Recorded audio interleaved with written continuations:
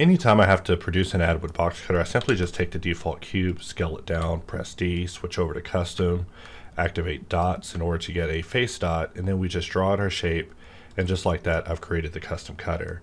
However, there are some things about the custom cutter that are interesting as in its relationship with the bevel modifier. So if we press Q and we add a bevel modifier to this mesh, we see that we have a rather large bevel going. So I'm going to hold Control and draw out the Boxcutter logo, and we see that the bevel's overshooting a little bit due to the width of the edges of this particular shape. If we were to press Q and go under bevel to adjust it, we see that we're able to adjust the bevel and bring it down to something reasonable. And by pressing Q again and Alt-clicking Sharpen, we can put away to normal, just affecting the shading a little bit more.